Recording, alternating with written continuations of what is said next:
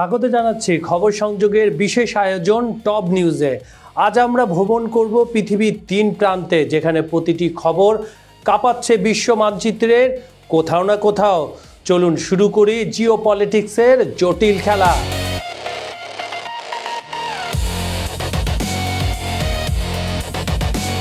Hungary এক নেতা ব্রাসেলকে challenge ছুড়ে দিয়েছেন।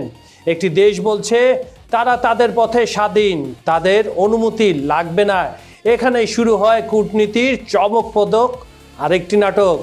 পূর্ব ইউক্রেন আকাশে ড্রোনের আনাগোনা বেড়েছে, চুপচাপ নজরদারি আচমকাই রেড সেল প্রযুক্তি যুদ্ধ নতুন মোড় নিচ্ছে। যুদ্ধক্ষেত্র এখন আর শুধু মাটির সীমায় সীমাবদ্ধ নয়, এটি আকাশেও চলছে।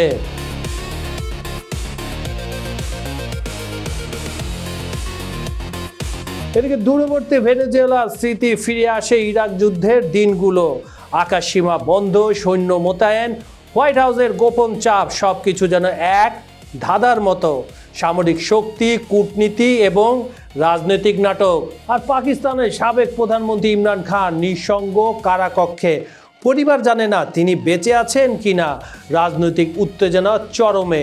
এই মুহূর্তে নিঃশব্দই সবচেয়ে বড় ভয়ঙ্কর।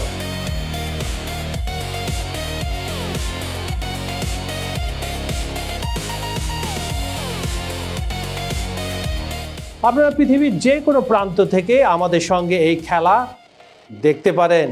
ভিডিও দেখছেন কোথা থেকে কমেন্টে জানাতে ভুলবেন না কিন্তু। জিও পলিটিক্সের এই নাটক, যেখানে দেশ এক একটি খেলোয়াড় আর বিশ্ব মানচিত্র হলো আমাদের মঞ্চ। চলুন দেখি আজ কে জয়ী হবে। হাঙ্গেরি যেন আজ ইউরোপীয় ইউনিয়নের ব্ল্যাক শিপ। জার্মান চ্যান্সেলর মোৎসে অভিযোগের সুরে গর্জে উঠলেন। কি বললেন তিনি? আরবান মস্কো যাচ্ছেন ব্রাসেলসের অনুমতি ছাড়াই, খুব বড় অভিযোগ। এদিকে হাঙ্গেরি পররাষ্ট্রমন্ত্রী পিটার সেয়ার্তের জবাব যেন যুদ্ধের পদধ্বনি। হাঙ্গেরিয়ানরা ব্রাসেলস বা বার্লিনের অনুমতি নিয়ে চলে না, তাদের রয়েছে নিজস্ব পররাষ্ট্রনীতি, তারা সার্বভৌম। শুধু জবাব নয়, এটা ইউরোপীয় ঐক্যের ভিত কাঁপিয়ে দেওয়া এক ঝড়ের বার্তা যদি আপনি এটা বিশ্লেষণ করেন। বিশ্লেষকরা বলছেন আরবানের মস্কো শপথ ছিল এক ধরনের জিওপলিটিক্যাল রেবেলিয়ন। যখন ইউক্রেন যুদ্ধের মাঝে ইউরোপ চায় রাশিয়াকে সবার থেকে বিচ্ছিন্ন করতে, হাঙ্গেরি ঠিক তখনই মস্কোর সাথে ঘনিষ্ঠতা বাড়াচ্ছে। তাহলে আমরা এই ঘটনায় কি আমাদের সামনে চলে আসে? যেমন চলে আসবে ইউ এর একতার ভাঙন, রুশ প্রভাব ইউরোপের ভেতরেই ঢুকে যাওয়া, আর আরবানের সার্বভৌমত্ব নীতি ইউরোপ জুড়ে নতুন আন্দোলন তৈরি করতে পারে। পশ্চিমা বিশ্লেষকরা চুপ নেই। Hungary is become Russian voice inside Europe, এই বলে তারা গুজব ছড়াচ্ছে। এদিকে রাত নেমেছে, আকাশের ওপরে শুধু অন্ধকার নয়, ঘনীভূত হচ্ছে যুদ্ধে নিঃশব্দ ছায়া।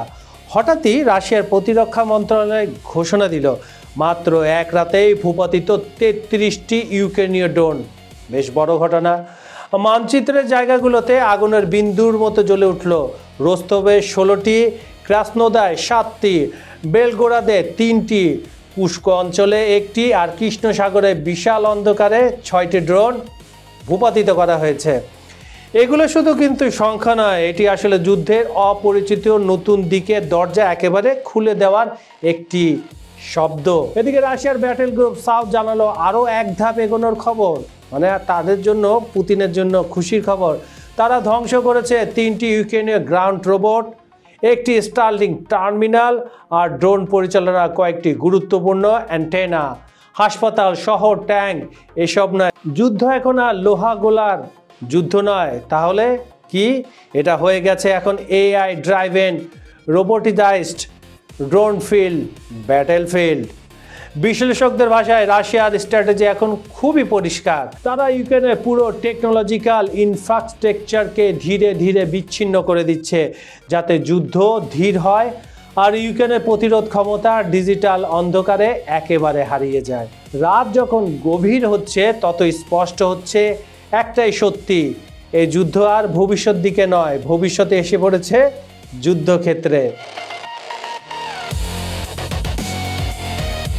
এদিকে ডোনাল্ড ট্রাম্প ঘোষণা দিলেন ভেনেজুয়েলার আকাশসীমা পুরোপুরি বন্ধ। এই এক বাক্যে লাতিন আমেরিকার রাজনৈতিক বাতাস যেন আগুনে ঝলসে উঠল। কেন? এই ঘটনায় মিলে যাচ্ছে আরেকটি কুখ্যাত মার্কিন ভুল সিদ্ধান্তের ইতিহাসের সঙ্গে। এটি একেবারেই ইরাকের নো ফ্লাই জোনের মতো একটি অপ্রত্যাশিত সন্দেহজনক পদক্ষেপ। তাহলে কি ইরাকের মতো খোঁড়া অজুহাতে ভেনেজুয়েলায় আক্রমণ করতে যাচ্ছে মার্কিন যুক্তরাষ্ট্র? দর্শক, আপনারা কি মনে করেন আমাদেরকে কমেন্টে জানান। মার্কিন সামরিক বাহিনী এখন প্রস্তুত মোডে। দক্ষিণ ক্যারিবীয় অঞ্চলে মোতায়েন 10,000 সৈন্য। বিশ্বের সবচেয়ে বড় রণতরী সেখানেই রয়েছে। যুদ্ধ বিমান সর্বোচ্চ সতর্ক অবস্থায়। অন্যদিকে মাদুরো সরকার সরাসরি হুঁশিয়ার দিল, এটি স্পষ্টভাবে তাদের উপর সামরিক আক্রমণের প্রস্তুতি। তার এই মাদুরের সাহসের প্রধান কারণ হচ্ছে তার পিছনে রাশিয়া আছে। ইতিমধ্যে রাশিয়া এবং চীন তাদের কিছু গুরুত্বপূর্ণ ইকুইপমেন্ট, যুদ্ধের জিনিসপত্র কিন্তু ভেনেজুয়েলায় পাঠিয়ে দিয়েছে এবং সেগুলা সীমান্তবর্তী এলাকা এবং নৌবন্দর এলাকায় ডিপ্লয় করা হয়ে গেছে। যুক্তরাষ্ট্রের পাল্টা বক্তব্য যে তারা শুধুমাত্র মাদক বিরোধী অভিযান চালাচ্ছে, তা কিছু বিশ্লেষকদের কাছে পুরোপুরি বিশ্বাসযোগ্য নয়। বিশেষজ্ঞরা বলছেন ট্রাম্প মাদুরোকে ক্ষমতা ছাড়তে চাপ দিচ্ছেন। এটি সরাসরি রেজিম চেঞ্জের একটা ইঙ্গিত। এ নিয়ে মজার একটা তথ্য আপনাদের জানাচ্ছি।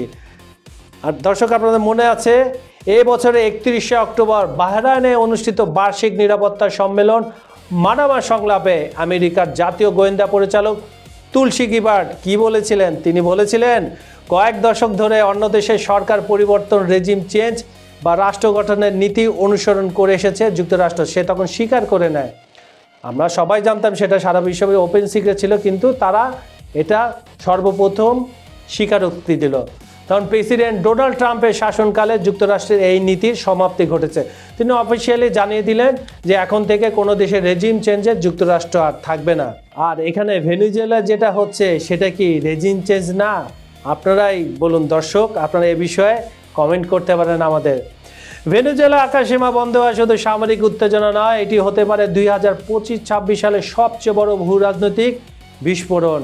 তার মানে একদিকে একটা বিস্ফোরণ চলছে ইউক্রেন রাশিয়ায়, নতুন ভূমি পেয়ে গেল নাকি যুক্তরাষ্ট্র? সাধারণ মানুষ বলছেন এই খবর শুনে মনে হচ্ছে যেন তারা সরাসরি একটি এক্সক্লুসিভ যুদ্ধের প্রদর্শনী দেখছেন। আর বিশ্লেষকরা আরও যোগ করেছেন এখানে দক্ষিণ আমেরিকা এখন এক বিশাল ভূরাজনৈতিক শত্রুতার কেন্দ্রে পরিণত হয়েছে।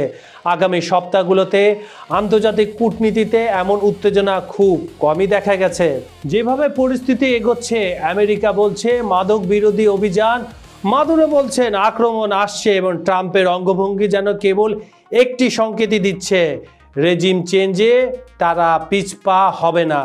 দর্শকরা চোখ খোলা রাখুন এই ভূ রাজনৈতিক নাটকের দিকে, কারণ প্রতিটি ঘন্টায় পরিবর্তন হতে পারে পুরো পরিস্থিতির মানচিত্রটি। পাকিস্তানের রাজনীতির সবচেয়ে বড় নাটকীয় অধ্যায় এখন চলছে, কিন্তু আশ্চর্যজনকভাবে পুরো নাটকটি হচ্ছে কারাগারের অন্ধকারে। ইমরান খান সাবেক প্রধানমন্ত্রী এখন থাকছেন এমন একটি সেলে যা কারাগারে নয় বরং ফাঁসির কক্ষের মতো মনে হচ্ছে।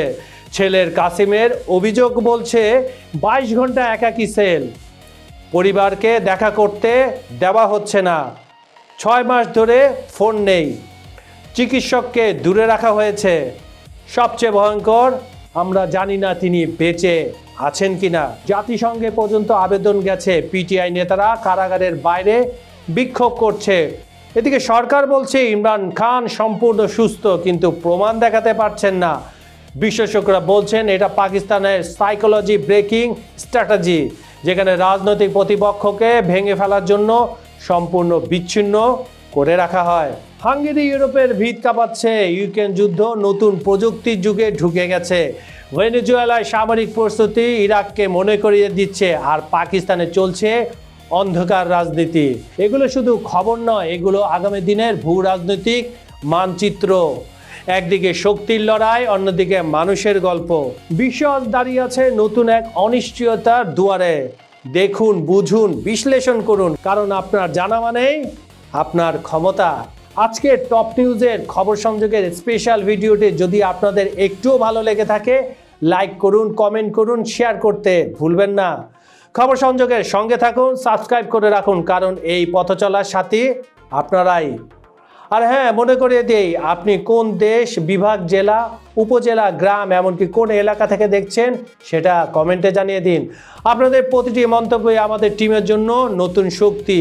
আজ এই পর্যন্তই। আমি কাজল হায়দার বিদায় নিচ্ছি, কিন্তু কথা দিচ্ছি আগামীকাল একই সময়ে আবার হাজির হব। টপিক থাকবে ভিন্ন। ধন্যবাদ সবাইকে।